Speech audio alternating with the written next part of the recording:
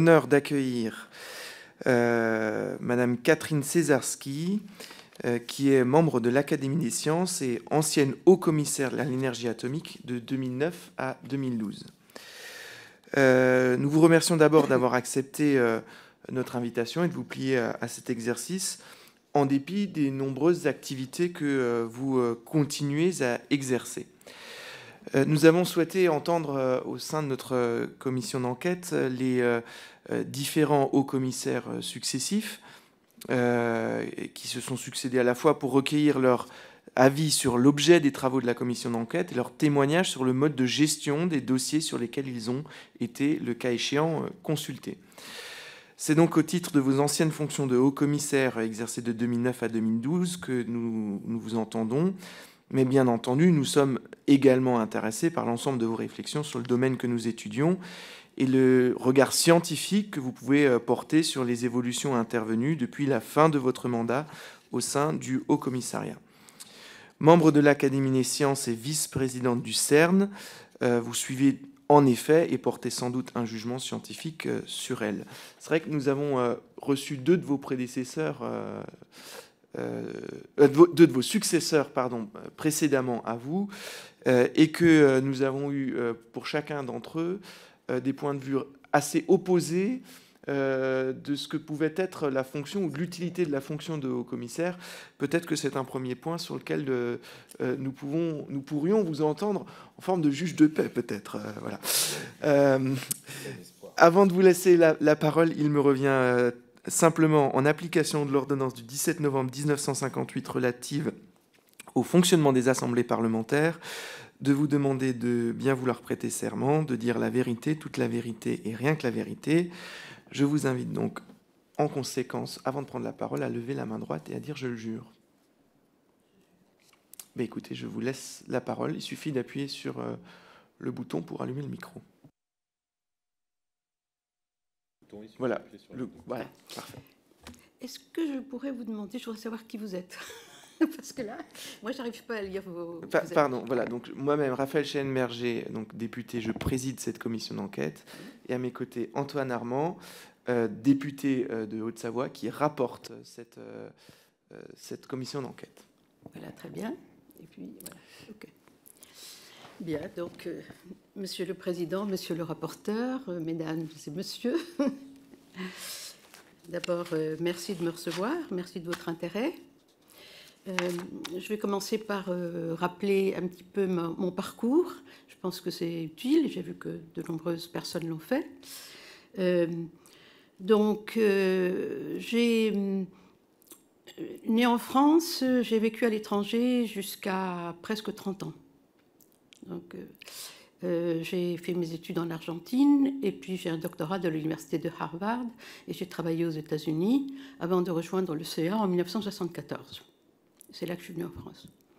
Donc au CEA, mon doctorat est en astrophysique et ma carrière, mon sujet, ma passion, c'est l'astrophysique. Le nucléaire, c'est très intéressant, mais moi, je suis une astrophysicienne avant tout. Donc, au CEA, je faisais de la théorie pendant une dizaine d'années, mais je me suis ensuite dédiée à faire des expériences spatiales. Et on m'a confié la direction du groupe d'astrophysique du CEA, ce que j'ai pris en 85 jusqu'en 94. Et puis là, à ma grande surprise, on m'a demandé de prendre la direction des sciences de la matière, c'est-à-dire toute la recherche fondamentale au CEA en physique et chimie. C'est-à-dire, c'était 1800 personnes à l'époque, enfin c'était une grosse direction. Et voilà, donc ce qui m'a, pour la première fois, mis au contact proche des autres choses qui se faisaient au CEA, puisque nous avions une réunion hebdomadaire avec Yannick Descata, que vous avez vu, et que chacun racontait ce qu'il faisait. Donc j'ai eu 5 ans où j'ai fait ça, et où donc j'ai pu voir les problèmes et les vicissitudes, je dirais, et les succès de l'énergie nucléaire au CEA. J'étais encore à ce poste lorsque je me suis proposé la direction générale de l'ESO, qui est l'Observatoire européen austral. Vous savez que les Européens au Chili, dirigé depuis l'Allemagne. Et c'était évidemment trop intéressant pour ne pas y aller. Et donc, j'ai fait ça pendant 8 ans. Et quand je suis rentrée, autre surprise, donc j'ai eu un coup de fil du cabinet du Premier ministre. C'était François Jacques qui m'a appelé. Il était à l'époque là-bas, c'est marrant comme le monde est petit, et qui m'a proposé de venir au commissaire. Effectivement, je ne m'y attendais pas du tout, de même que pour les autres postes que j'ai eus, chaque fois c'était une grande surprise. Mais là encore, c'était pas facile de ne pas accepter, bien entendu, et donc j'ai accepté, je dirais même avec enthousiasme. Donc voilà comment je suis devenue au commissaire. Et donc, quel est le rôle du haut-commissaire? Je vous ai envoyé le petit document qui le dit. En particulier, le HC assume la charge de conseiller scientifique et technique auprès de l'administrateur général. C'est la première chose qui est dite. Et donc, il est le conseiller de l'AG. Il se fait assister par un conseil scientifique. Il n'est pas dit ici, mais il préside aussi un conseil de visiteurs, un comité de visiteurs, chose qui pour moi était très simple parce que c'est moi qui ai introduit en fait au CEA les comités de visiteurs, d'abord en astrophysique, puis à la direction des sciences de la matière, et donc finalement l'ensemble du CEA l'a adopté. J'étais plutôt familière avec ce genre de choses, extrêmement, je dois dire. Et puis, on a donc beaucoup d'activités liées à l'enseignement, beaucoup de contacts avec le monde des universités. En fait, on est à la tête des échanges entre le CEA et le monde des universités. Et de nombreuses choses de ce type qui vous ont été dites par les autres candidats que vous avez vus, les autres hauts commissaires que vous avez vus. Et alors, après ça, comment ça se passe? Eh bien, je dois dire que chaque couple, c'est vraiment des couples, chaque couple fonctionne de façon différente. Et je ne vais pas m'amuser à vous raconter ce que faisaient les autres. En plus, ce n'est évidemment pas ce que je devrais faire, mais je le sais très bien. Mais vous dire comment ça se passait dans mon cas. Alors, moi, j'étais avec Bernard Bigot. Bernard Bigot, je le connaissais bien et il a fait semblant de me recevoir les bras ouverts, mais on avait eu des points positifs et des points négatifs. Enfin, je ne vais pas trop en parler ici. Mais on pouvait s'entendre, en tout cas. Mais en fait, j'ai rapidement appris que lui, juste avant moi, avait été au commissaire. Et il était au commissaire qu'on lui a demandé de devenir administrateur général. Et il a accepté au début à la condition d'être aussi au commissaire. Donc je pense que c'est intéressant pour la recherche que vous faites. Son désir, c'était de mettre les deux positions en une seule. Alors pourquoi? Parce que le haut commissaire, évidemment, c'est ce qui vient. Vous savez que le premier, c'était Joliot. Il y a cette figure de grand scientifique. Et ça lui plaisait beaucoup d'ajouter à toute la liste de choses importantes qu'il avait l'idée que vous pouvez se démontrer comme étant un grand scientifique. Voilà. Donc, il m'a franchement vu arriver d'un mauvais œil, de ce point de vue-là.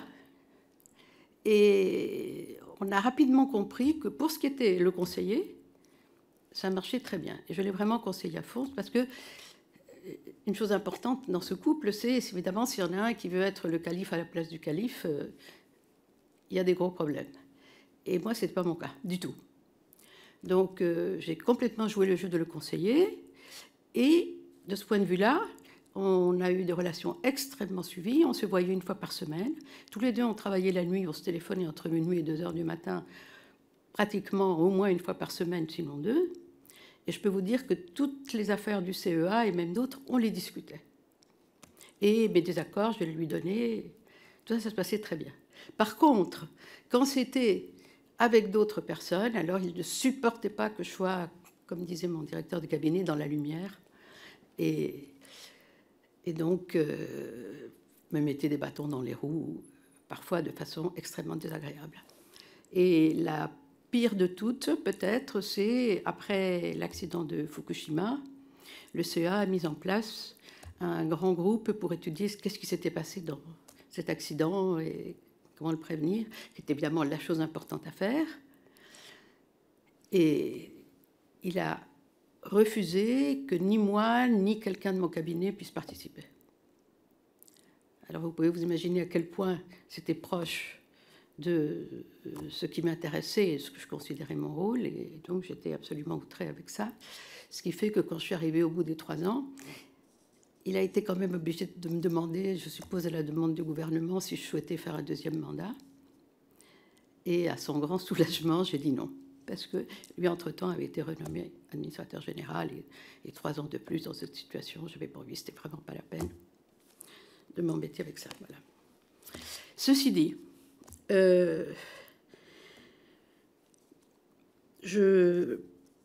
bon, peut-être que 2 choses que je voulais dire aussi, c'est qu'entre les désaccords, il y avait ce qui se passait à la direction de l'énergie nucléaire, où il avait mis tout à fond, et je reviendrai là-dessus, pour Astrid.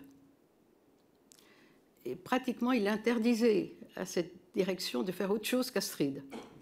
Alors que, moi, je trouvais extrêmement important qu'il continue à y avoir des études sur plein d'autres aspects, par exemple, qu'Astrid, en particulier, même des choses qui étaient nécessaires pour Astrid, ses combustibles, son cycle, etc. Et je discutais beaucoup avec les scientifiques de la direction, mais je n'ai pas réussi à le convaincre, ni lui, ni évidemment le directeur de la DEN, Christophe Béard, qui ne pouvait que faire ce que Bernard lui demandait de faire.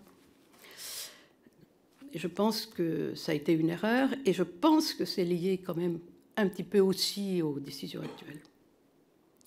Je lui donnais aussi beaucoup de conseils pour ITER, puisqu'évidemment, je venais de diriger moi-même une organisation internationale du même type pendant 8 ans.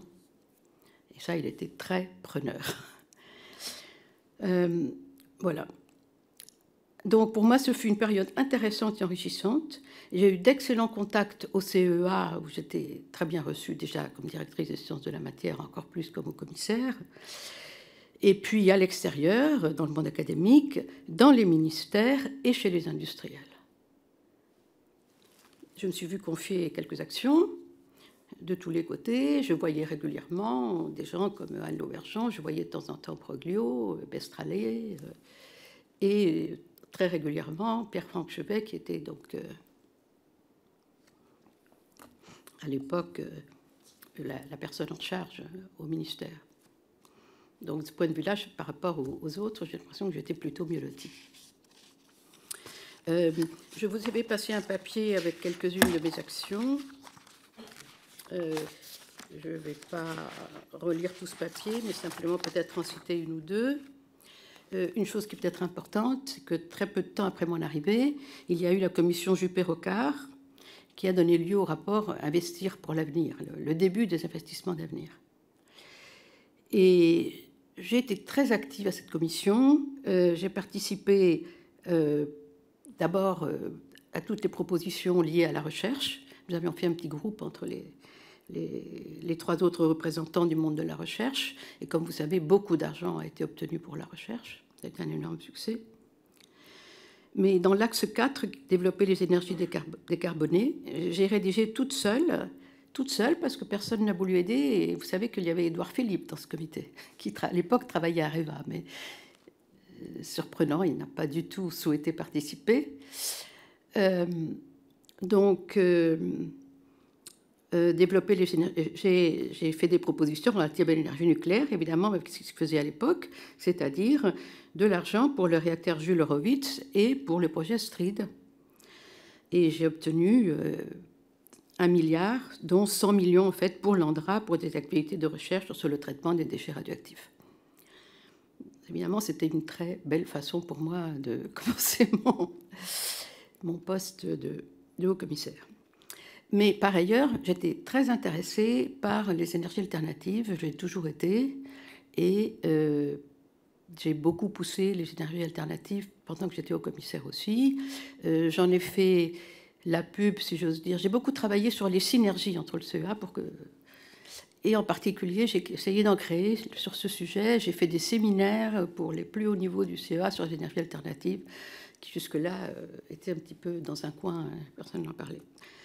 Donc, lorsqu'on a eu le comité Juppé-Rocard, ça je l'ai fait après, en fait, puisque là c'était au début, j'ai aussi beaucoup poussé les énergies alternatives, qui ont obtenu 1,5 milliard.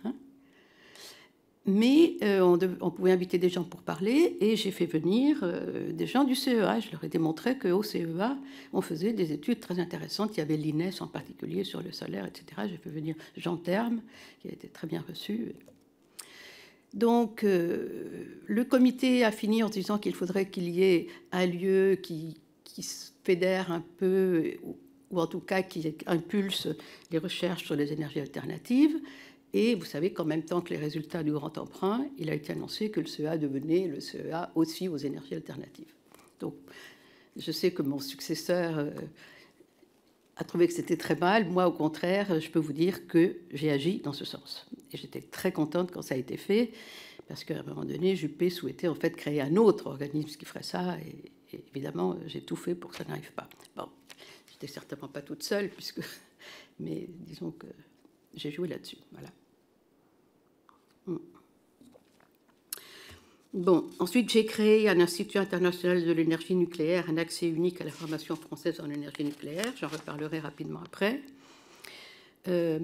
Ensuite, à l'époque, une grande discussion, c'était en dehors de l'EPR, qu'est-ce que la France pourrait essayer de construire et d'offrir. Et il y avait, vous l'avez entendu maintes fois, une grande rivalité entre Areva et EDF.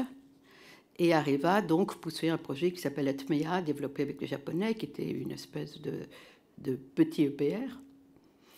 Et pendant ce temps, EDF souhaitait en fait reprendre les réacteurs de deuxième génération, c'est-à-dire avec moins de sécurité, les rendre un peu plus sécures et essayer de vendre ça et de devenir le grand constructeur de ça. Et je pense que même dans leur tête, ils pensaient que même en France, on pourrait peut-être plutôt faire ça que de faire des EPR. Donc, en tout cas, tout le monde était d'accord qu'il fallait pouvoir offrir pas seulement un EPR de 1,6 gigawatts, mais quelque chose d'à peu près 1 gigawatt. Donc, il y avait Atmea, il y avait le projet EDF, il y avait d'autres choses. On m'a demandé de faire un rapport là-dessus. Voilà, donc j'ai fait un rapport. Ça m'a permis effectivement aussi de discuter avec tous les plus hauts niveaux dans tous ces projets, au plus haut et au plus bas niveau, en fait. Et ça a été extrêmement intéressant. Maintenant, ça n'a pas servi à grand-chose parce que tout ça, je dirais surtout à cause de Fukushima, est tombé à l'eau. Bien. Bon, j'en ai cité d'autres. Je devrais vous dire que je ne suis plus vice-présidente du CERN depuis longtemps. Hein. Bon, maintenant, je m'occupe d'un nouveau projet de construction du plus grand radiotélescope du monde, dont je suis la présidente, et c'est ça mon activité principale. Voilà. Le CERN est resté en arrière. Au milieu, je me suis occupée plutôt du spatial. J'ai beaucoup fait de spatial. Voilà. Donc, voilà pour le HC. C'est un peu trop long probablement, mais en général, comme je m'en suis tenue à votre questionnaire, je pense que je vais quand même tenir dans les temps. Je vais ne vous en faites pas pour le timing, voilà. On n'est pas contraint. Je vais continuer à garder votre questionnaire comme guide, tout simplement. Donc, ça simplifiera les choses pour tout le monde. Donc, vous me demandez, lors de ma prise de fonction, quel jugement je vais porter sur les activités du CEA. Alors, en 2009, quand je suis arrivée, tout était simple. La France était fière de son énergie nucléaire. Un modèle de réacteur avec sécurité accrue avait été étudié, l'EPR. Sûreté, pardon, pas sécurité, sûreté.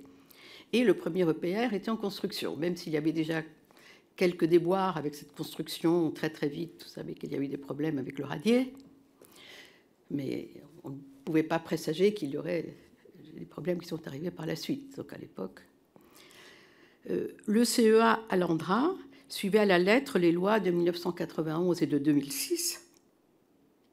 La loi de 2006 avait fait que l'enfouissement des déchets était acté. Le projet CIGEO se poursuivrait donc. En codicile, je dirais, à la loi de 2006, juste avant ou juste après, Jacques Chirac avait annoncé la construction d'un réacteur à neutrons rapides pour 2020.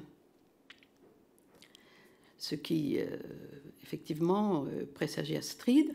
Et donc, le CEA, bon, il n'était pas tranquille parce que ce n'était pas facile à faire du tout, mais en tout cas, le moins qu'on puisse dire, c'est qu'il était occupé, et même très occupé. Alors, la construction du réacteur Jules Horowitz, dont j'avais entendu les prémices quand j'étais directrice des sciences de la matière. C'était encore Descata qui a vraiment lancé les idées de la nécessité de construire le réacteur Jules Horowitz, qui était nécessaire pour les études de matériaux et de combustibles et pour la production de radioisotopes pour la médecine. Et ce deuxième aspect est devenu de plus en plus important, d'ailleurs. Donc, finalement, ça a été accepté. J'ai écouté un petit peu donc, vous savez que ça a été accepté plus tard, et la construction a été commencée quand je suis arrivée. Et c'était trop tôt pour se rendre compte qu'il y aurait tellement de problèmes. Donc, quand j'y étais, on a eu une grande cérémonie de début de construction sur place avec le Premier ministre. J'ai pris l'hélicoptère avec lui. Enfin, tout baigne. Tout baigne. Alors, la seule difficulté moi j'ai trouvé depuis le début, moi qui ai l'habitude de présider ou de participer à la construction d'infrastructures de recherche, c'était cette date trop rapprochée de mise en route. J'ai trouvé que 2020 c'était trop tôt. Mais en fait, ça a été corrigé assez rapidement pour dire que pour 2017, on ferait un avant-projet détaillé. Et c'est effectivement ce qui a été fait. Donc, de ce point de vue-là, le CEA a complètement tenu le pari. Bien. Alors ensuite, vous me demandez comment je définis la souveraineté énergétique, etc. Bon. N'ayant pas vécu en France avant pratiquement 30 ans, je suis beaucoup moins forte en rédaction et ce genre d'exercice que la plupart d'entre vous. Et j'ai vu les réponses des uns et des autres, dont quelques-unes excellentes. Je dirais que ma préférée, c'est celle de Pascal Colombani, et je ne vais pas essayer de faire mieux. Voilà. Je n'ai rien de nouveau et d'aussi éloquent à dire que ce qu'il a dit. Mais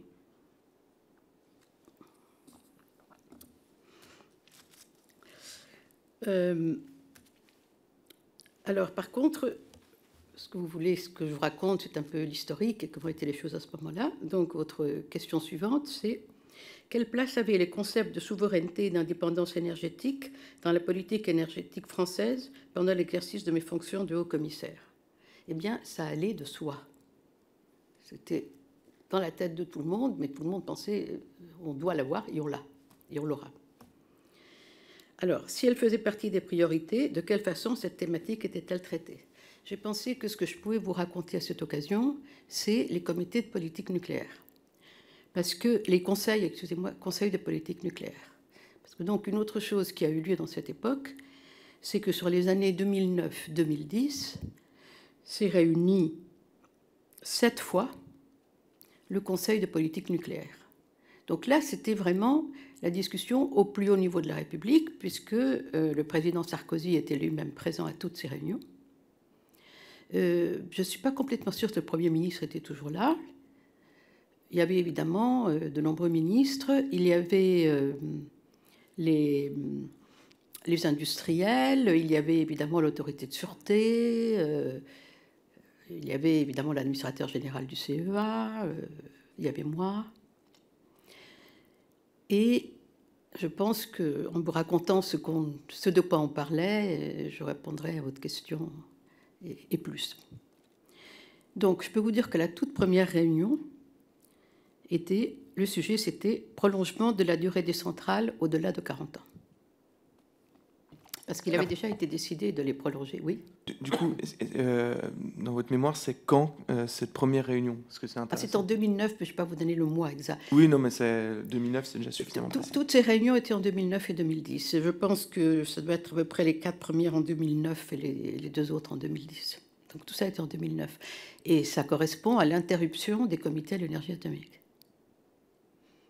Après, quand on parlera des comités à l'énergie atomique, je vous l'avais écrit, vous verrez, il y a eu une grosse interruption. Parce qu'évidemment, quand on faisait le CPN, on ne faisait pas le comité à l'énergie atomique. Donc,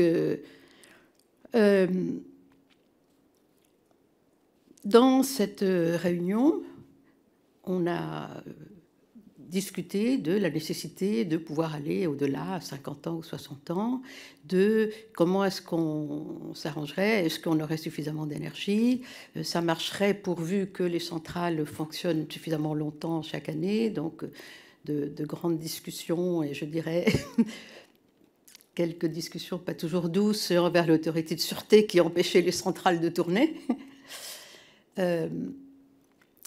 Mais très intéressant, et je pense qu'il répond complètement à votre question, c'est que donc on discutait sur la base d'un graphique, dont je me souviens très bien, sur qui allait jusqu'à très très loin, comment ferons-nous pour avoir de l'énergie nucléaire. Et donc on voyait que si on ne pouvait pas prolonger les centrales, il fallait tout de suite commencer à en construire d'autres. Si on pouvait les prolonger, on pouvait attendre 2027, mais qu'en 2027 ou même 2026, il faudrait continuer, et il y avait un maximum entre 2033 et 2035. Donc c'est intéressant parce que vous voyez que c'est ce à quoi on arrive. Donc c'était là tout à fait l'intention de faire ça, de construire des EPR. Et voilà. Donc on y pensait au moins. Par contre, on n'a pas discuté du tout de neutrons rapides. La deuxième réunion était sur le programme EPR. Donc, le deuxième EPR, la construction était entamée. Et la question à ce moment-là, c'est d'en faire un troisième, à Penly. Vous vous rappelez peut-être, dont on reparle maintenant.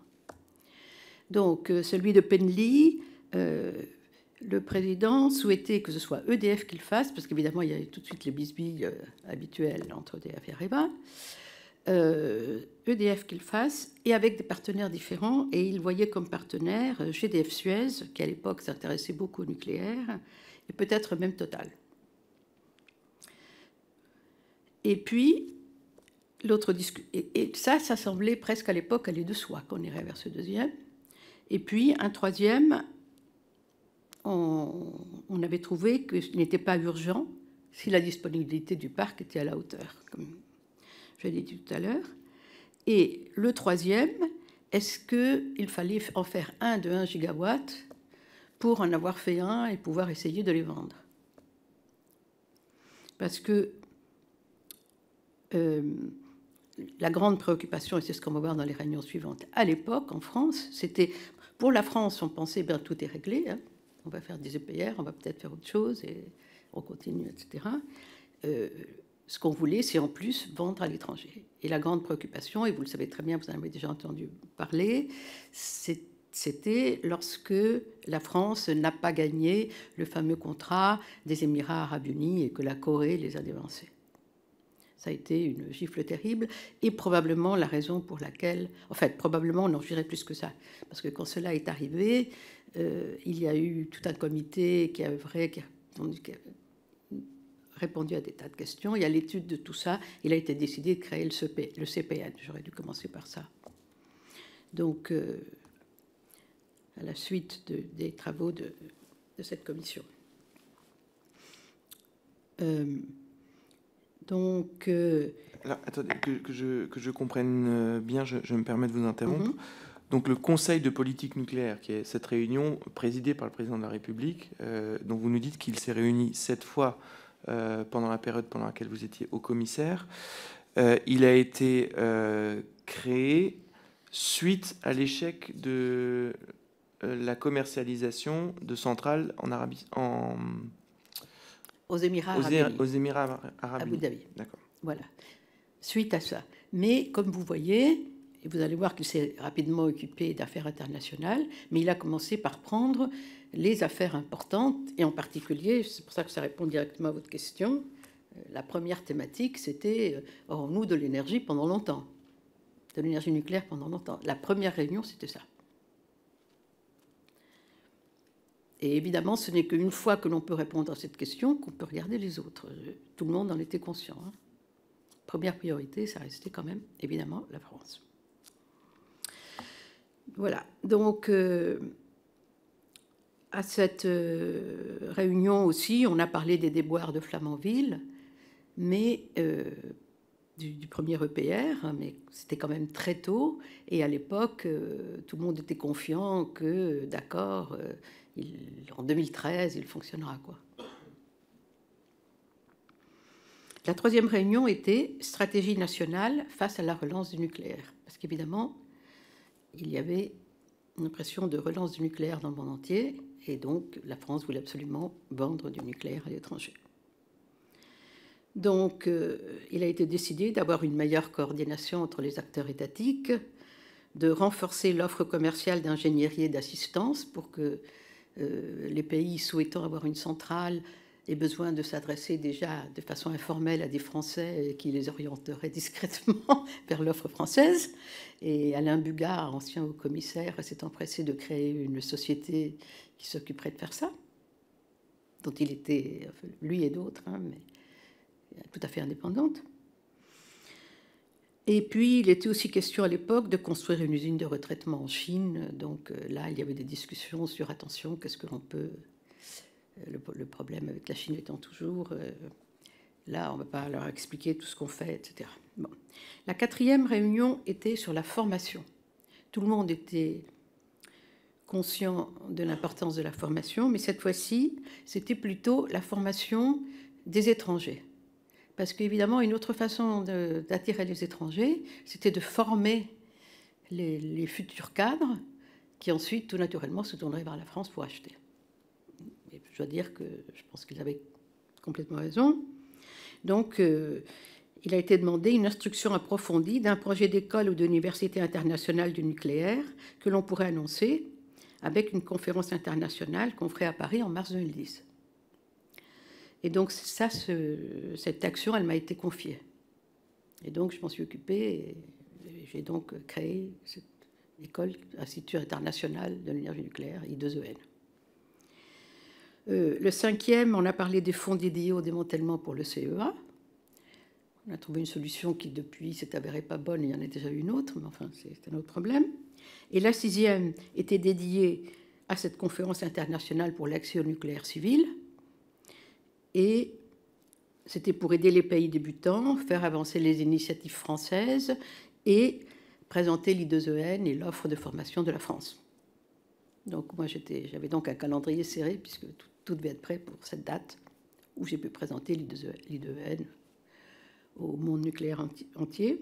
Et la septième était sur le plan national de gestion des matières et déchets radioactifs, état d'avancement, et une demande de restructuration suite aux demandes d'indication de l'OPEX, qu'il avait étudié avec détail et demandé des simplifications avec des conseils extrêmement utiles que tout le monde a pris, je dirais même avec plaisir et intérêt.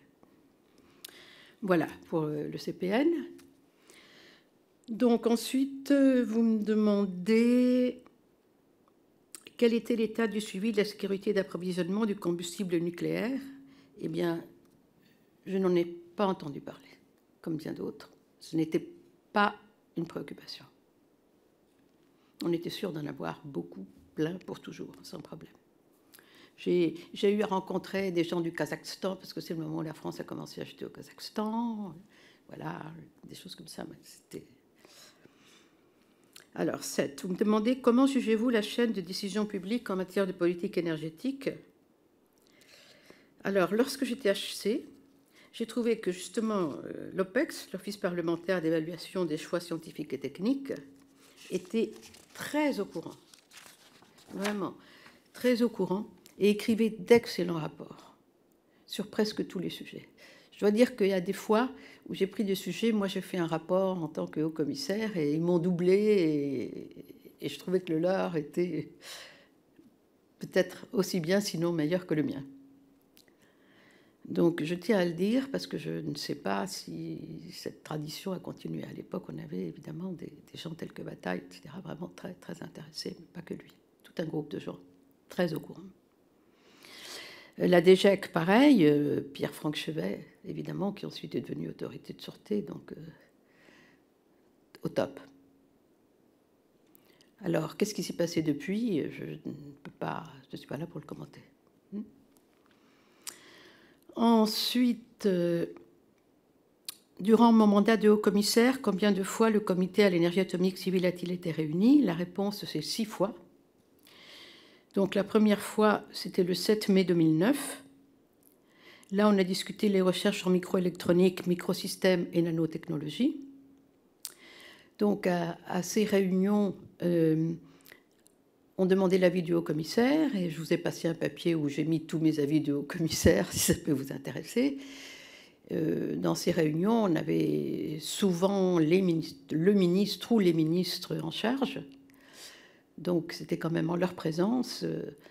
Et parfois, ils disaient qu'ils allaient suivre ou voulaient discuter à la suite et revenaient pour discuter certaines des choses que j'avais dites. Donc, encore une fois, pour vous dire que moi, je ne me sentais pas prise pour...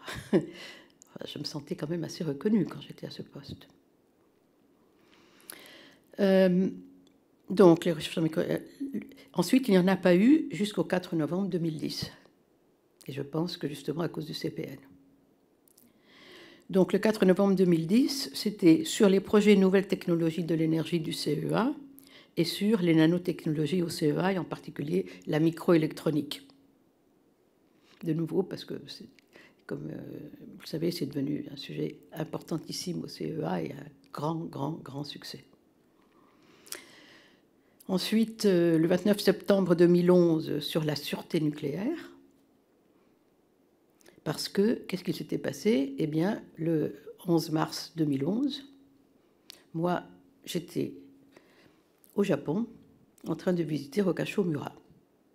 Je visitais Rokashomura, qui était l'endroit où les Japonais avaient entreposé leurs déchets nucléaires, en attendant peut-être de les retraiter, puisqu'ils étaient en discussion avec la France pour installer une plante de type La Hague au Japon.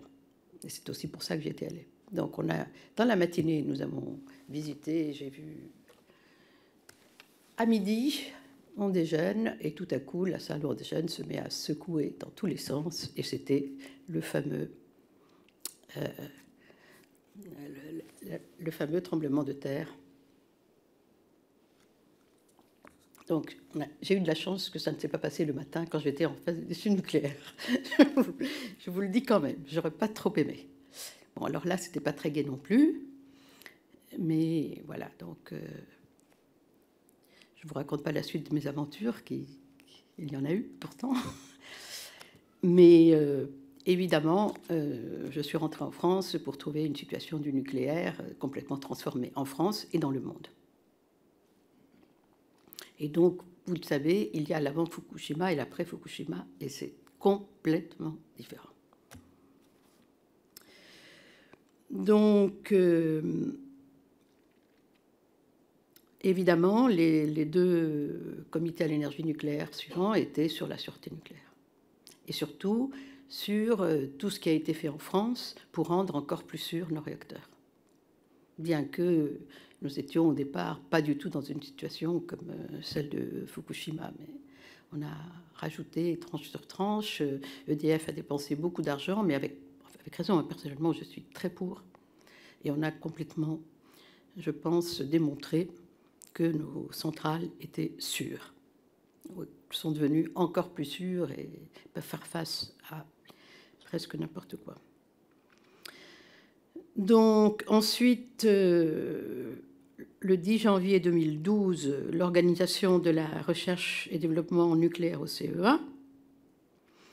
Pour moi, ça a été l'occasion de dénoncer le manque d'ouverture d'EDF vers le CEA pour ce qui était du suivi des réacteurs en cours. EDF faisait appel au CEA quand eux considéraient qu'ils avaient un problème.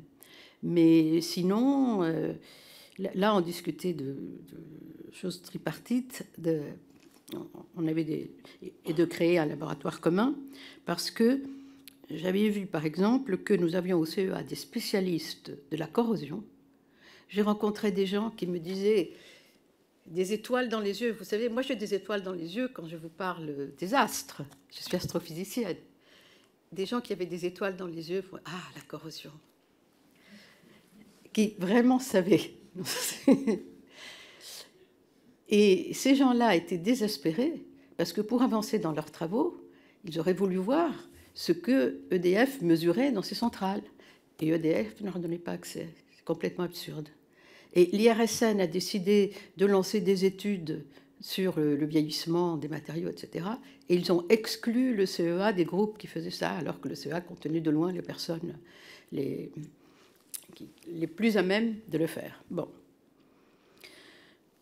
Alors, un autre sujet qui avait été apparu comme pouvant être discuté, c'était les SMR, les petits réacteurs. Mais en fait, c'était apparu sur la liste et on avait décidé de ne pas en discuter parce que je ne sais pas pourquoi. À l'époque, ça n'intéressait personne, sauf moi.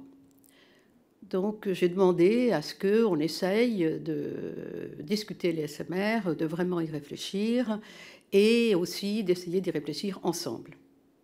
Donc, suite à mon insistance, le CEA a bien mis en place un ingénieur du haut niveau qui avait travaillé sur la propulsion nucléaire, qui a fait des études sur les SMR. Et quand j'y étais, il y a eu une réunion sur les SMR. On a invité tous les industriels intéressés, chacun avec un peu leurs idées et leurs concepts. Moi, j'ai trouvé cette réunion absolument passionnante, mais ni le CEA ni les industriels ne voulaient le faire. Et donc, c'est tombé dans l'eau. Une occasion manquée que je regrette profondément. Bien.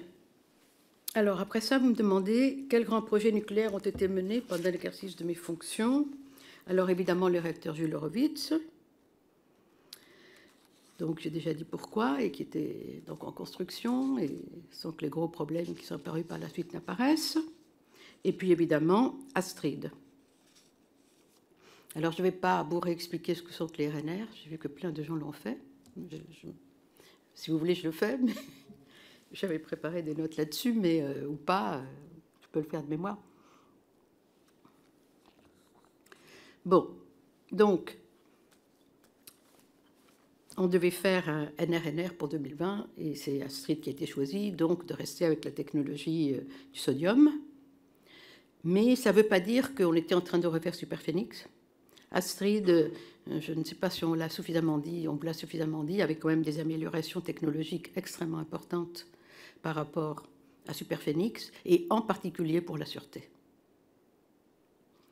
Donc, bon, elle était conçue pour avoir un coefficient de vide négatif, c'est-à-dire que si quelque chose, s'il y avait une réaction en chaîne à laquelle qu'on n'avait pas pu éviter, elle se serait arrêtée toute seule. Si jamais elle ne s'était pas arrêtée, on y avait mis un récupérateur de corium, comme il y a dans l'EPR, et on pouvait donc étaler le corium, l'étaler, le refroidir et le confiner et ne pas laisser échapper la radioactivité. Enfin, on pourrait si on le faisait, si on le construisait.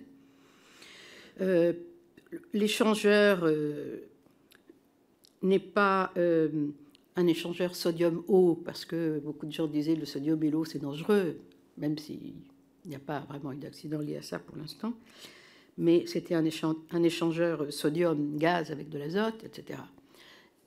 Donc, c'était franchement un modèle bien plus intéressant que Superphénix, et quand même très différent, et qui, comme vous le savez, a été présenté à l'autorité de sûreté et a réussi à passer, ce qui est quand même très très fort. Parce qu'au début, les gens se causaient de la tête en se disant on n'arrivera jamais à le faire suffisamment sûr. Mais en fait, ils y sont arrivés.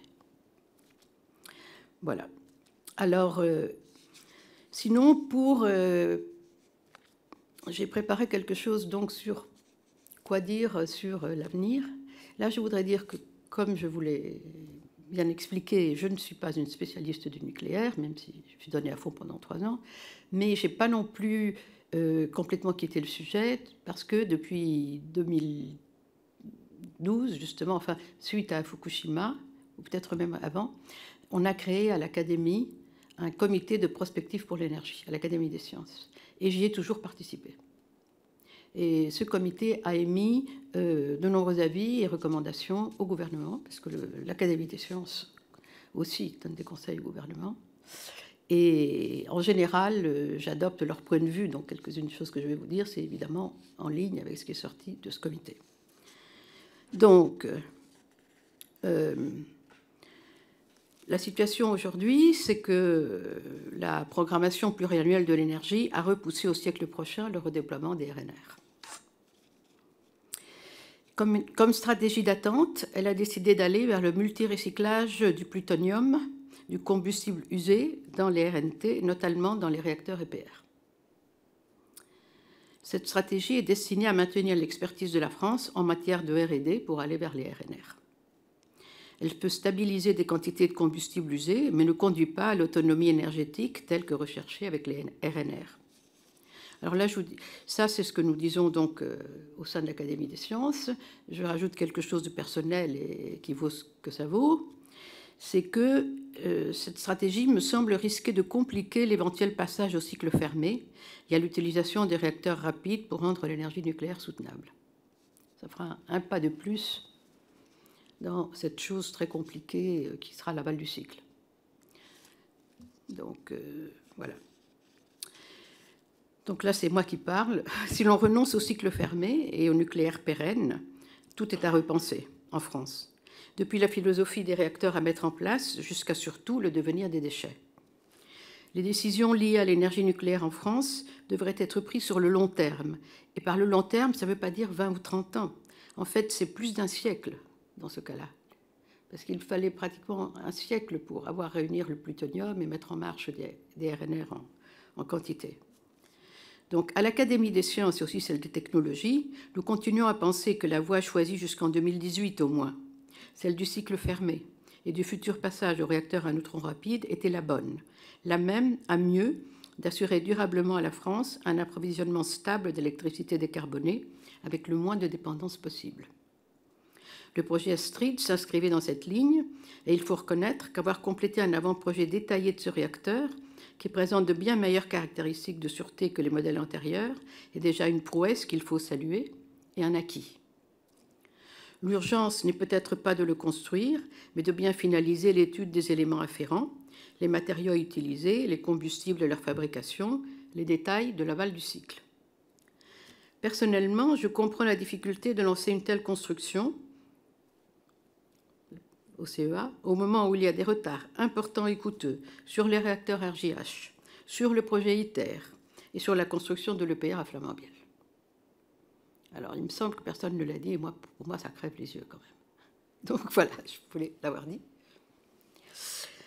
Il convient de montrer, en complétant le réacteur Jules Horowitz, que les compétences pour la construction de projets aussi importants est bien au rendez-vous et prêtes à être utilisées pour un ou des prototypes de RNR. Voilà ce que je dirais, moi, si j'étais gouvernante. Bon. Ou peut-être même administrateur général du CEA. Alors, ceci dit, tout n'est pas perdu, à mon avis. Une réflexion approfondie en France sur l'avenir à long terme du nucléaire pourrait ramener la possibilité de construire Astrid, peut-être en une version moins puissante, comme il a été envisagé. On a vu une série de décision rapide, peut-être qu'une décision plus réfléchie, peut-être finalement différente. Donc, sinon, le CEA étudie des concepts de SMR à neutrons rapides refroidis au sodium liquide, dont l'un, très innovant, intègre les avancées de recherche conduites dans le cadre du projet Astrid. D'autres possibilités de petits réacteurs à neutrons rapides méritent d'être étudiées, dont ceux utilisant des concepts innovants de combustible liquide dissous dans des sels fondus. Ces différents projets apparaissent aujourd'hui comme une voie permettant de maintenir jusqu'à la fin du siècle les connaissances sur les RNR et donc de préparer l'avenir si l'option du cycle fermé est maintenue. Le comité de prospective en énergie de l'Académie a émis une recommandation en ce sens récemment, écrite par 4 de ses membres, Robert Guillaumont, Marc Fontcave, qui est le président, Jean-Claude Duplessis et Sébastien Candel. Voilà. Ensuite, vous me demandez quelle était mon analyse lors de mon mandat sur les retards pris sur le chantier de l'EPR de Flamanville. Alors, comme je vous l'ai dit, il y avait des inquiétudes, mais pas trop fortes encore. Bon, j'avais fait un petit résumé sur tous les problèmes qu'il y a eu, mais je ne vais pas vous les raconter parce que vous le savez. Donc, je crois que je ne suis pas apte à commenter. Au vu de votre expertise, dans quel état jugez-vous la filière nucléaire française, y compris en comparaison internationale? Alors, je vous rappelle encore une fois que mon expertise n'est pas forcément dans ces sujets-là, en tout cas. Mais donc, je donne mes impressions. La France a certainement perdu des compétences du fait du grand espacement des projets. Il n'a pas été prêté suffisamment d'attention à cette paire de compétences que je voyais poindre ou apparaître quand j'étais HC. Et à l'époque, je me suis appliquée à essayer de la freiner. Une des raisons de soutenir Astrid et de le construire au plus vite, à laquelle j'étais sensible, qui je crois n'a pas trop été présentée devant vous, était d'utiliser au mieux les compétences restantes. Je me souviens d'analyses détaillées du personnel que faisait Christophe Béard, directeur de la DEN. Personne à personne pour démontrer cela. Il disait, voilà, si on n'a pas fini à cette date, on n'aura plus un tel. Et si on n'a pas fini à cette date, on n'aura plus que, etc. J'ai échangé longuement avec les principaux porteurs de savoir. Il y avait un problème similaire à Areva. Là, les ingénieurs porteurs de savoir et d'expérience se plaignaient de n'être ni écoutés, ni d'avoir de bons déroulements de carrière. Ils se voyaient préférés au poste de décision et de direction des personnes plus charismatiques. Je me suis donc appliquée à favoriser les formations sur l'énergie nucléaire en créant l'I2EN, qui n'était pas que pour les étrangers, entre autres. J'ai aussi essayé de mieux faire travailler les uns avec les autres, par exemple en impulsant le laboratoire commun, EDF, Areva, CEA, etc. Enfin, je fais de mon mieux dans ce sens-là. Et aussi en essayant de rapprocher les équipes du CA et du CNRS sur les études de possibles réacteurs du futur. Parce qu'évidemment, le CNRS voulait continuer, il n'y avait pas Béard pour les en empêcher. Pour la comparaison des filières nucléaires, je n'ai pas approfondi la question, mais je pense que la Chine, qui est aujourd'hui de loin le principal constructeur de réacteurs nucléaires et qui en a construit en collaboration avec autant de producteurs étrangers que possible, en exigeant à chaque fois d'avoir accès aux brevets et au savoir-faire, doit être aujourd'hui le pays le mieux armé pour construire et pour vendre des centrales nucléaires. La Russie, ceci dit, demeure en excellente position sur ce sujet. Alors, lorsque j'étais HC, la Russie, il y avait une très bonne raison pour laquelle la Russie était mieux placée que les autres, c'est qu'elle proposait aux acheteurs de les débarrasser de leurs déchets. Alors que la France a une loi qui l'en empêche. Donc elle propose de les conditionner et puis de le leur rendre. Encore une fois, je ne sais pas exactement où on en est aujourd'hui, mais je ne crois pas que ça ait terriblement changé. Voilà. Et ça me semble important. Un autre problème pour pouvoir vendre des centrales est celui de la mise de fonds. Et là aussi, je pense que la Chine est mieux placée que d'autres, comme la France. Je veux dire, par exemple, que la France. Donc, je crois que la France demeure le pays le mieux placé pour le traitement des déchets. Non seulement la séparation des éléments réutilisables, mais aussi le conditionnement du reste et sur la préparation à l'enfouissement des déchets. Je ne peux m'empêcher de remarquer que la France a bradé son avance sur les réacteurs à neutrons rapides et j'espère qu'elle fera tout pour se rattraper. J'espère qu'on avancera au plus vite sur CIGEO et qu'on enfouira les déchets avant d'avoir de gros problèmes d'entreposage. Parce que l'urgence suivante, c'est celle-là. Et je ne sais pas si vous en parlez dans votre enquête, mais vous devez le dire. Si maintenant on se dit, bon, CIGEO, on a le temps, on n'a pas le temps. Il faut absolument que l'on soit en mesure rapidement d'enfouir les déchets ou on va avoir un autre énorme problème. Connu, et qu'il faut éviter à tout prix. Voilà. Bon, je m'arrête là pour mes préparations. Merci beaucoup pour ces propos qui sont très, très clairs et qui éclairent déjà sur l'intérêt du poste de haut commissaire, puisque finalement vous nous faites état d'un bilan conséquent qui tranche avec peut-être d'autres auditions que nous avons eues depuis. J'aurais une première question, comme vous concluez pas mal en parlant d'Astrid, sur vous, de votre point de vue à votre époque, les objectifs qui étaient ceux d'Astrid. Je dois vous avouer qu'au fur et à mesure des auditions que nous menons, j'ai le sentiment que les objectifs initiaux, alors cumulés, Super Phénix, Astrid, ne sont pas forcément les mêmes que ceux qu'on attribue au projet aujourd'hui. Entre l'équilibre, grosso modo, sur la souveraineté énergétique, c'est-à-dire la mobilisation de l'uranium appauvri d'une part, et la fonction surgénérateur, incinérateur de plutonium. Où est-ce que vous positionnez, à votre époque, les objectifs sur ce projet ? À l'époque, c'était plutôt, la pérennité de l'énergie nucléaire. Donc, c'était pouvoir à utiliser. Enfin, la ligne qui avait été définie bien longtemps auparavant. Alors évidemment, on discutait aussi des possibilités de transmutation, etc.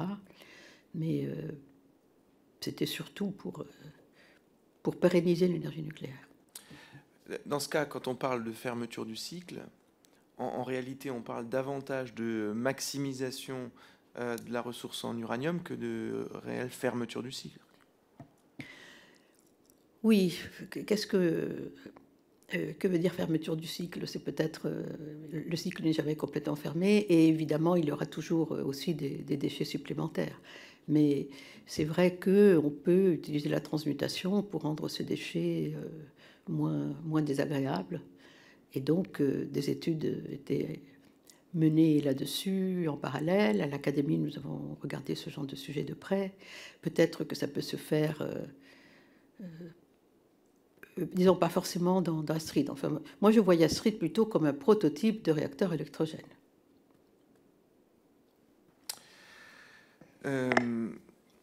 Bon, du coup, j'en viens...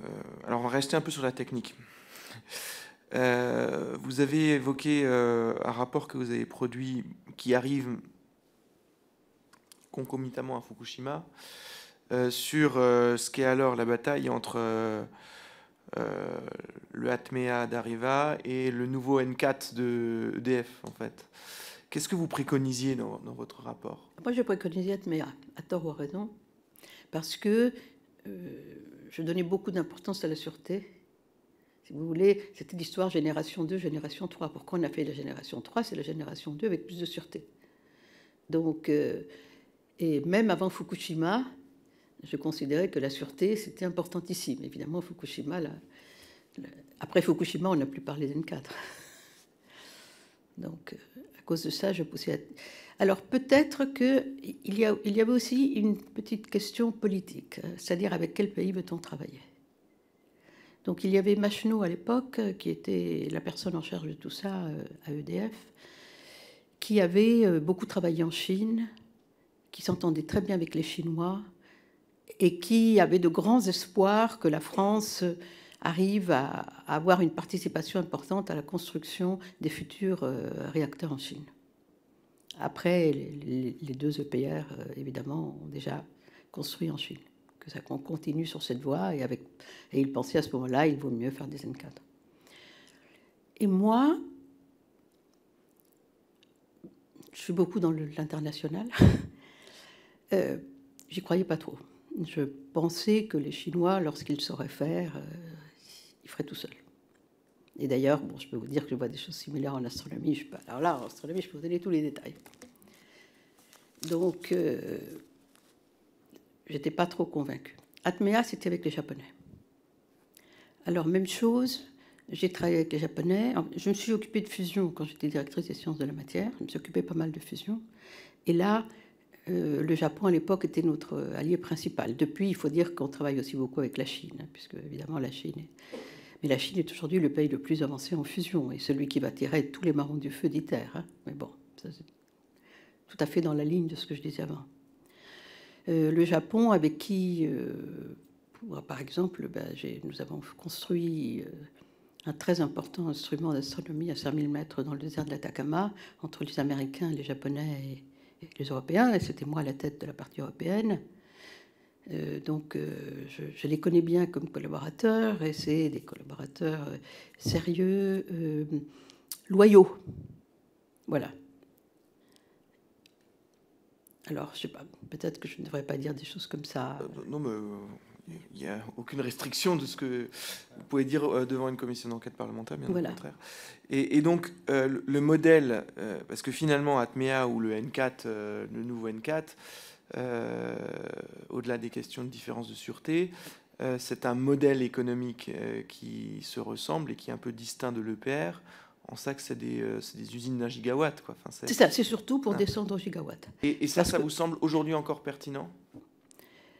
Non, à l'époque, le gigawatt semblait certainement plus vendable. Oui, c'est peut-être vrai maintenant aussi. À l'époque, je ne l'ai pas dit, mais dans un des CPN, on a décidé qu'il fallait que Atmea soit vu par l'ASN. Et donc l'ASN a vu l'ATMEA et l'a certifié du point de vue de la sûreté. Ce qu'il n'aurait sûrement pas fait avec le N4 à l'époque. Donc voilà où on en était. Qu'est-ce qui est pertinent maintenant? Franchement, je ne sais pas vous dire. Moi, j'aurais une dernière question. Là, c'est le rapporteur. Finalement, vous nous dites que dans les 3 ans qui ont été ceux de votre mandat, vous avez eu 7 réunions du Conseil de politique nucléaire, donc avec le président de la République, enfin présidé par le président de la République, et 6 réunions du Comité à l'énergie atomique, donc présidé par le Premier ministre. Non, le Premier ministre n'est jamais venu. Désolé, j'aurais dû le dire. D'accord, au Comité à l'énergie atomique. Il n'est jamais venu au Comité à l'énergie atomique. On a eu les ministres. Je vous ai envoyé un document où j'ai mis qui était présent à chacun. Comme ça, vous pouvez voir quel ministre venait. Moi, je peux vous dire que Christine Lagarde, Valérie Pécresse, enfin, franchement, on les a tous vus au moins une fois, sinon plusieurs. Hein. D'accord, donc 7 réunions du Conseil de politique, pour le coup avec le président de la République, 6 du Comité à l'énergie atomique avec les ministres. Pourquoi est-ce que, de votre point de vue, et je sais que c'est un exercice que vous n'avez pas fait là jusque-là dans cette audition, je peux comprendre aussi que vous considériez que vous n'avez pas à y répondre, mais pourquoi finalement votre successeur nous dit moi j'ai fait 2 mandats de haut commissaire et j'ai eu en tout et pour tout 2 réunions. Oui, ben, j'avoue que je ne le savais pas, je l'ai appris quand j'ai vu son témoignage. Je n'avais jamais posé la question, on ne s'est pas beaucoup vu. Et je ne savais pas. Je ne sais pas pourquoi. Ça vous surprend? Oui. Oui, ça me surprend. Pas le CPN. Le CPN, je vous l'ai dit, a été créé pour un certain temps. On n'était pas obligé d'accepter. Mais c'est pour vous dire, quand j'ai eu le premier coup de fil en me demandant de venir témoigner devant vous, je sais que ma première réponse, c'est je ne vois pas pourquoi, je n'ai pas grand-chose à dire, premièrement. Et puis, deuxièmement, j'ai dit, de mon temps, l'énergie nucléaire était considérée au plus haut niveau de l'État. J'étais toute tranquille là-dessus. Et là, je vous en donne la preuve. Et du coup, peut-être dernière question pour éclairer notre commission sur une discussion qui s'est introduite entre les hauts-commissaires successifs. Quel est votre regard sur ce que certains ont appelé cette espèce d'organisation bicéphale du CEA? Vous nous avez démontré que ça n'était pas forcément simple pour vous non plus, ou de votre époque. Pour autant, ça a fonctionné. Ça a été en quelque sorte les propos également d'Yves Bréchet. Voilà. Est-ce que vous pensez que c'est utile? Est-ce que vous pensez que c'est nécessaire? Est-ce que vous pensez qu'au contraire, c'est peut-être superflu? Je ne suis pas sûre que ce soit nécessaire. Voilà. Moi, je suis arrivée, j'ai trouvé ça. Et j'y ai pris ma place, je m'y suis adaptée, et puis bon, on me donne des règles et je les suis d'habitude, donc voilà. Mais c'est difficile, quand on a l'habitude de diriger, de tout à coup se trouver conseiller. Mais bon, il faut le faire, on le fait. Hein. Et alors le problème, c'est quand on a envie de diriger alors qu'on est au commissaire. Alors là, je pense qu'il y a pas mal de hauts commissaires qui ont marché sur les pieds des administrateurs généraux, et ça, c'est pas bon. Et là, effectivement, ça devient bicéphale, etc., etc. Donc, et la raison pour laquelle cela arrive, c'est effectivement que le poste a l'air à la fois si important et si peu important. Donc, c'est bizarre. C'est quand même bizarre. Donc, moi, je ne dirais pas que c'est indispensable de le garder.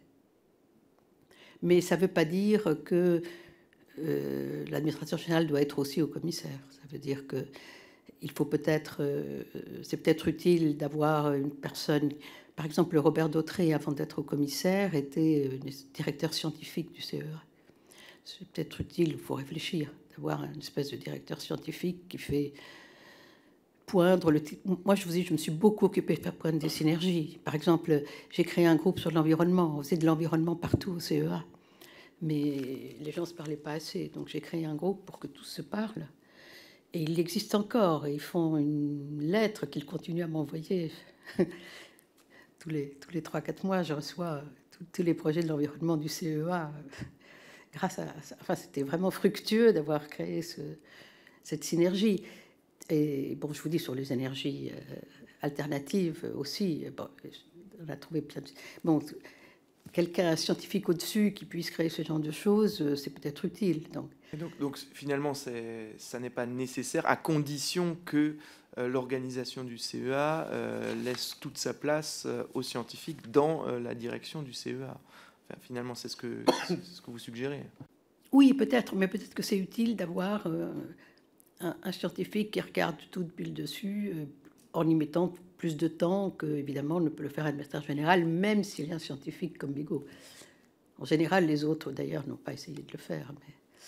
Donc, je ne sais pas. Et d'un autre côté, c'est peut-être vrai que c'est utile, comme a dit le suivant, qu'il y ait quelqu'un qui, cette fois-ci, soit franchement nucléaire et qui puisse conseiller le gouvernement sur les aspects mêlant science et nucléaire et qui soit vraiment écouté.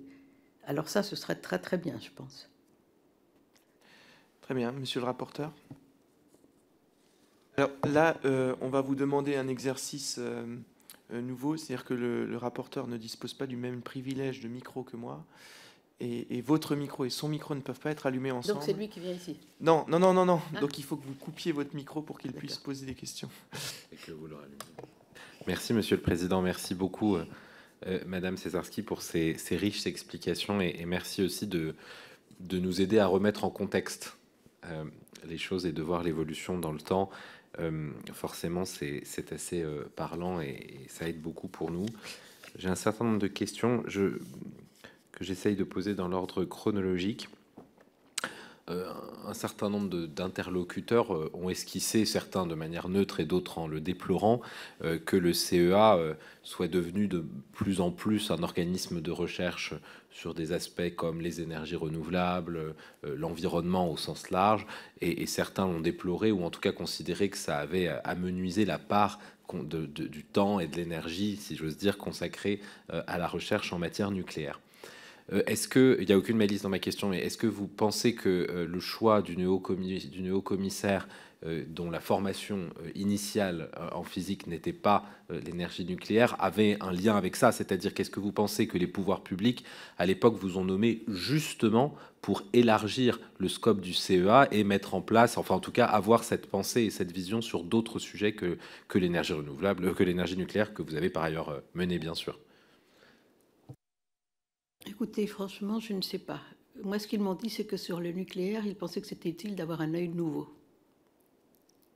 Parce que, effectivement, j'ai posé la question, vous savez que je ne suis pas dans le nucléaire, et ils ont dit, mais justement, c'est intéressant, sachant que, par exemple, ayant été directrice des sciences de la matière, j'avais eu à regarder plein de sujets différents. Donc, si vous voulez, je n'étais pas cantonnée à l'astrophysique, loin de là. Donc, et j'avais dû... par exemple, devenir une quasi-experte en fusion ou des choses comme ça. Donc, ils se sont dit que je pourrais apporter un œil nouveau. Voilà. Je ne pense pas que c'était pour me faire pousser les autres sujets. Merci. Qu'est-ce que c'est alors un œil nouveau quand on vient de l'astrophysique et de la science des matières sur les sujets nucléaires? C'était pour avoir un avis nouveau ou un regard nouveau sur la fusion? C'était pour observer les choses d'un autre point de vue que les évolutions incrémentales qui étaient en cours d'examen sur les réacteurs tels qu'ils existaient ou sur le cycle du combustible? Comment est-ce que vous expliciteriez cette question du regard nouveau? C'est eux qui ont dit qu'ils voulaient un œil nouveau, c'est pas moi. Donc moi, du côté du nucléaire, comme je vous l'ai dit, j'ai beaucoup discuté avec les gens, les chercheurs, mais aussi avec les ingénieurs, enfin, etc. J'ai beaucoup discuté avec les gens. Et beaucoup mieux compris les problématiques. Et de ce point de vue-là, effectivement, je regrette, si j'étais restée 3 ans de plus, j'aurais peut-être pu en faire quelque chose. Je reconnais que je n'en ai pas fait grand-chose. Et après, on a eu de nouveau, finalement, toutes ces mêmes discussions à l'Académie, au comité de prospective en énergie. C'est-à-dire voir pas seulement ce qui avait été fait, mais voir ce qui restait à faire. Et les problèmes difficiles. bien isoler les problèmes difficiles, essayer de les résoudre. Sinon, on a toujours un peu tendance à résoudre les problèmes pour s'y résoudre, et les autres, on les laisse. Et ça, en tant que scientifique, voilà, je pouvais apporter ça. Et j'ai avancé dans cette direction, mais je vous dis, face à cette DEN à laquelle on disait interdit de faire autre chose qu'Astrid, je ne pouvais pas avancer trop non plus. Donc c'était, je vous dis, mon grand sujet de dispute avec Bernard.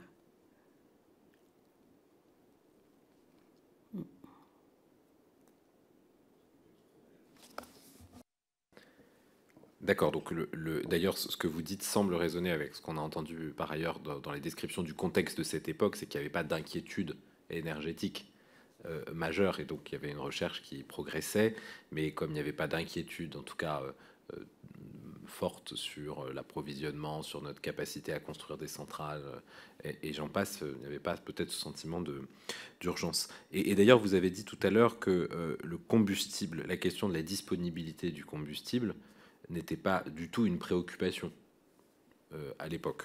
Vous avez dit c'était pas du tout une préoccupation, on était sûr d'en avoir beaucoup. Oui, effectivement, j'ai vu justement c'est dans ces 2-3 jours où j'ai essayé de ressortir des choses, mais tellement de choses en si peu de temps. Mais j'ai vu des choses sur les disponibilités. Ah non, c'est plutôt du côté de l'académie. Justement, dans les rapports de l'académie, il y a aussi une dizaine d'années, aussi, il me semble que c'était dans les rapports de l'académie, on expliquait qu'il y avait plein d'uranium, qu'on était tranquille pour un certain temps, mais que jusqu'à la fin du siècle, mais qu'après, ça pourrait être un problème. Tout le monde pensait qu'on était tranquille jusqu'à la fin du siècle, mais qu'après, ça pourrait être un problème et que donc, il fallait passer à l'étape suivante. Voilà. Tout le monde disait la même chose. Merci. Oui, donc c'était ce que, parce que je continue juste ce que je viens de dire, c'était ce pas de temps-là, c'était de dire, on commence dans les années 2010 à refaire la recherche sur Astrid en ayant capitalisé sur Superphénix et Phénix, pour arriver ensuite à un avant-projet détaillé et se donner ensuite le temps de construire un démonstrateur, réacteur expérimental qui permettrait éventuellement ensuite de passer à une phase de production d'électricité de manière industrielle. Là, on est à la fin de la décennie et arrive donc Fukushima. Vous nous avez commencé à nous parler tout à l'heure. Est-ce que vous pouvez nous décrire un peu plus précisément la manière dont Fukushima a fait évoluer, j'allais dire les réunions auxquelles vous avez assisté, mais tout simplement l'état d'esprit des dirigeants, des chercheurs. On sait qu'un audit a été lancé immédiatement après. Est-ce que vous avez senti dans la communauté scientifique, dans la communauté industrielle française, une secousse où finalement l'accident de Fukushima, c'était au Japon, avec une autre méthode de surveillance, enfin, en tout cas une autre organisation et supervision de la sûreté et de la sécurité nucléaire, qui faisait que finalement, bien sûr, nous avons pris des dispositions, mais l'inquiétude n'était pas à ce niveau-là.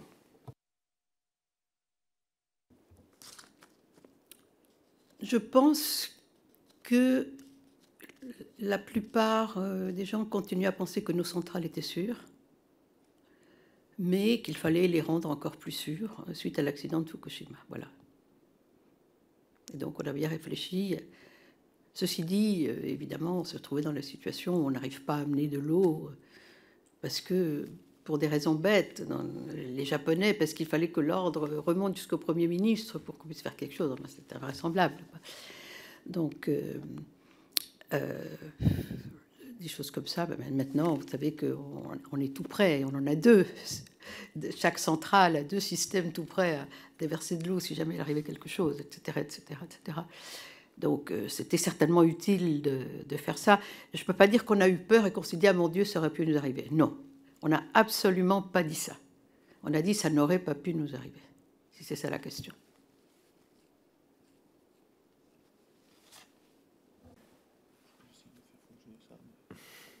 Très bien, je vous remercie. Et la question suivante, c'est... Vous avez donc à partir de 2009 de nombreuses réunions du conseil de politique nucléaire, une vraie discussion, le plus haut niveau de l'État est impliqué avec cette idée de relancer le nucléaire. Est-ce que en 2011 il y a un coup d'arrêt net même si après il vous reste peu de temps en fonction. Est-ce que vous sentez un coup d'arrêt net, y compris au niveau des industriels, des chercheurs, au-delà même des responsables politiques, mais y compris les responsables politiques, qui intérioriseraient l'idée que après l'accident qu'on a connu au Japon, le nucléaire a du plomb dans l'aile?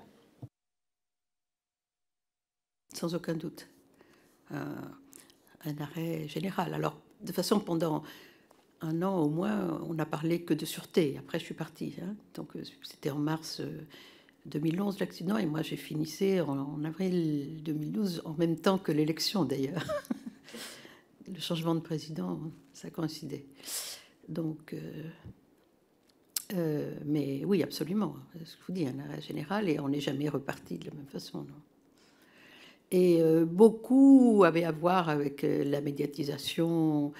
Quand même, le public, on lui a laissé croire qu'il y avait 20 000 morts à cause de Fukushima, etc., etc., etc. Il fallait passer son temps à expliquer que c'était pas vrai. Alors, à côté de ça, moi qui étais donc au Japon quand c'est arrivé, le courage des Japonais, c'est autre chose. Bon. Je vous remercie.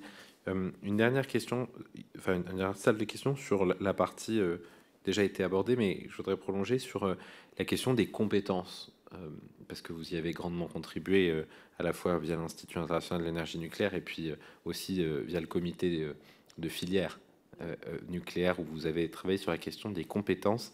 J'ai envie de vous demander comment vous avez perçu l'évolution des compétences chez EDF, l'ensemble des industriels de la filière nucléaire du début des années 2000 jusqu'à la fin des années 2010.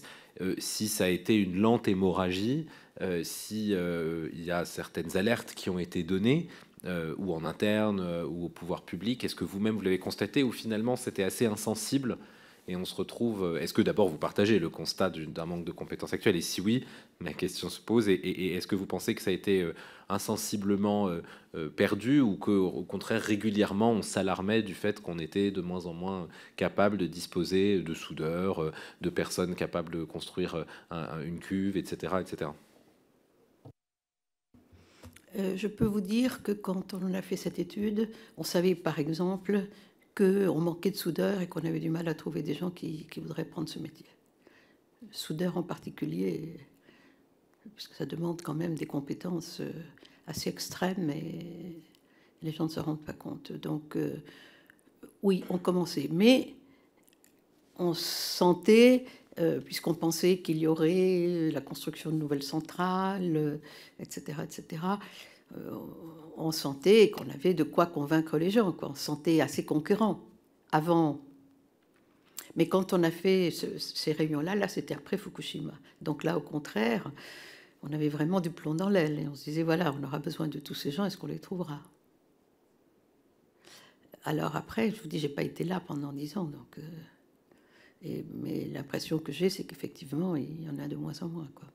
Donc on a de plus en plus de mal. Avant, on avait le dessus du panier, et puis maintenant, je ne sais pas. Mais alors justement, enfin, à l'été 2011, vous co-présidez un groupe de travail au comité stratégique de filière nucléaire sur compétences et formation. Un certain nombre d'initiatives sont menées, un inventaire détaillé des besoins en compétences, des analyses post-Fukushima, enfin des analyses faites post-Fukushima pour attirer les jeunes, etc.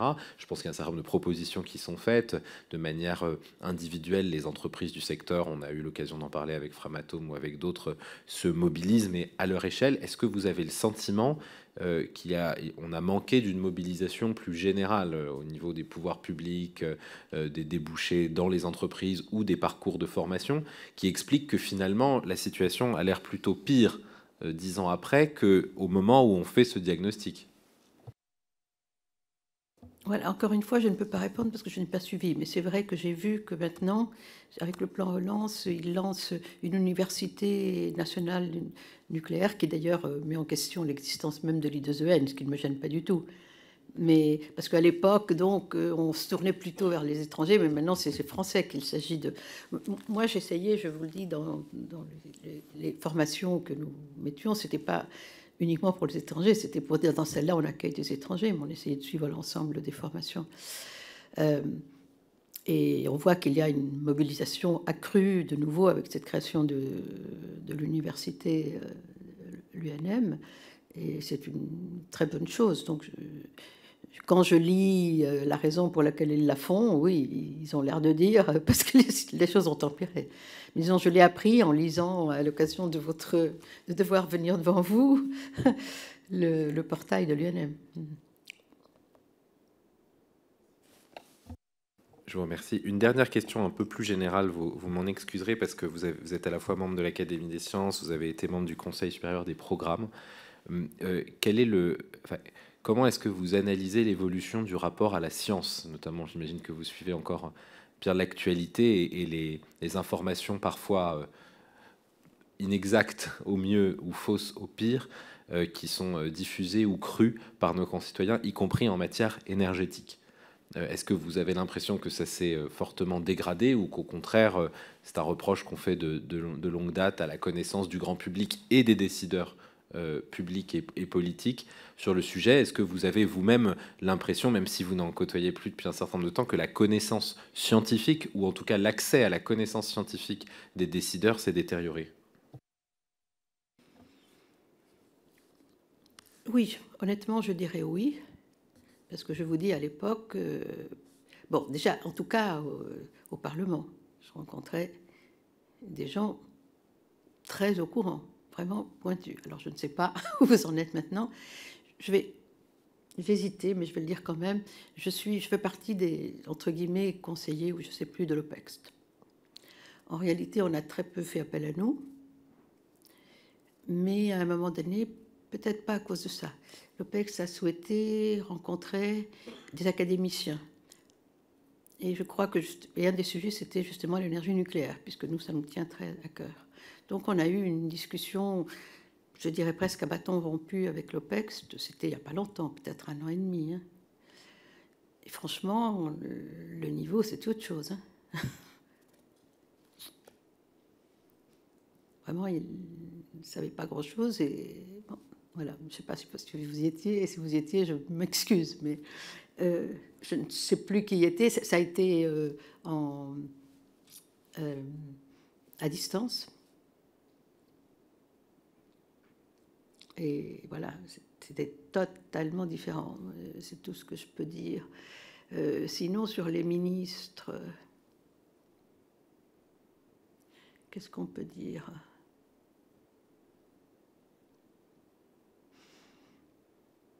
Ça dépendait des ministres, forcément. Christine Lagarde, elle comprenait tout. Ah, pas de problème. Valérie Pécresse, elle était au top. Bon, et puis je vais m'arrêter là parce qu'il ne faut pas... Les femmes étaient très bien. Nathalie Kosciusko-Morizet, très bien. Les femmes étaient très bien. Et elles essayaient de comprendre, vraiment. Je ne vais pas dire ça pour tous les hommes, voilà.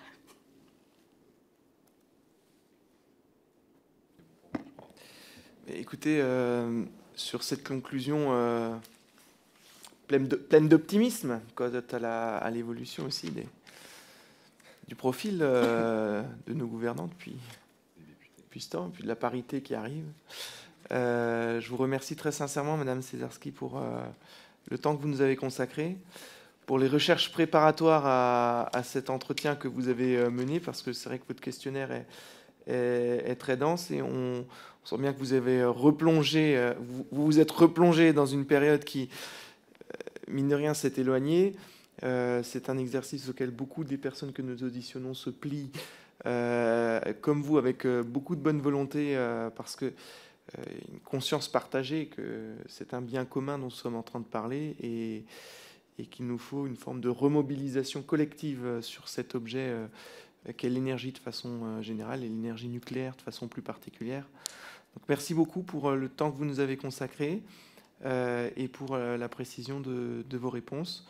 Nous poursuivrons nos travaux nos auditions jusque vers fin février avant de rentrer dans une phase de rédaction pour pouvoir remettre un rapport d'ici au mois d'avril. Est-ce que nous pourrons c'est un rapport qui sera public? Alors, Je ne peux pas m'y engager. En réalité, c'est un rapport que le rapporteur va rédiger, qui sera ensuite soumis à la commission d'enquête qui décidera de sa publication. Et à ce moment-là, on vous le transmettra. D'accord. Et s'il n'est pas publié, on n'y a pas droit? J'espère qu'il sera publié. Bien sûr. Le rapporteur également. Voilà. Voilà. En tout cas, merci beaucoup parce que je crois que en plus vous avez occupé une fonction d'observateur et de conseiller essentiel à une période de chamboulement, je crois, dans la perception des enjeux énergétiques.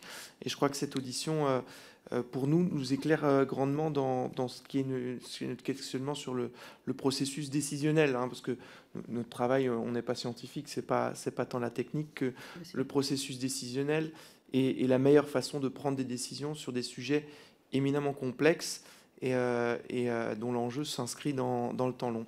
Merci beaucoup, madame, et bonne soirée à toutes et à tous. Bien. Vous aussi, bonne soirée, merci. Merci pour votre intérêt.